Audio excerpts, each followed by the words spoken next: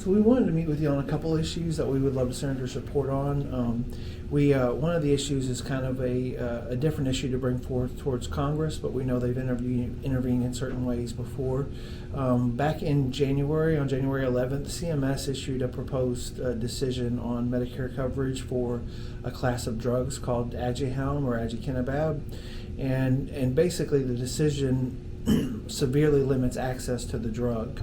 It's the first FDA-approved drug that we've ever had to treat Alzheimer's, and it, though it doesn't cure the disease, it does prevent amyloid plaque from building up in the brain, which slows the progression of the disease.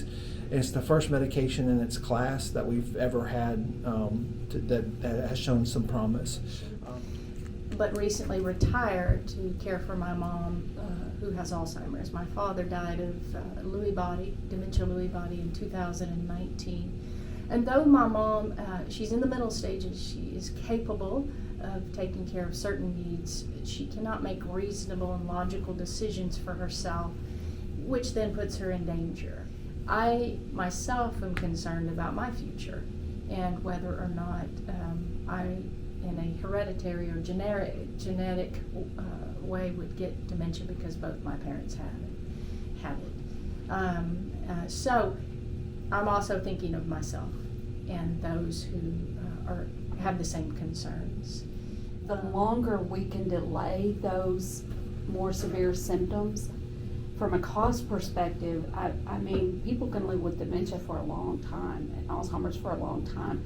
And if we can delay those symptoms, we can delay some of that cost.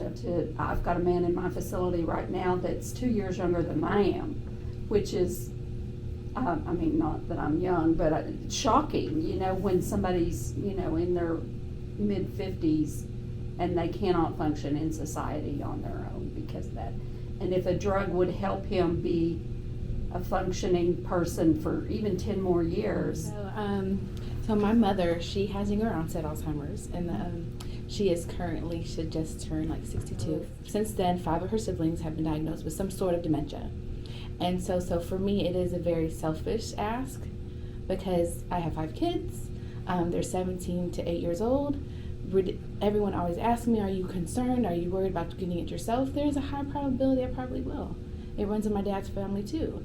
And obviously there's something connected to us, probably regarding our genes as well on my mother's side.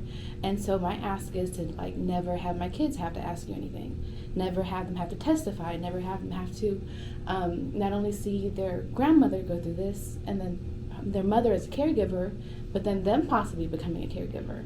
Or even if we could have gave my mother some more time, we could have asked her what she wanted, kind of had those moments written down and really known what she wanted as far as the rest of her life, and at the end of her life, more importantly. We're asking that the Congress would approve an increase of $289 million of funding at the National Institutes of Health for Alzheimer's research.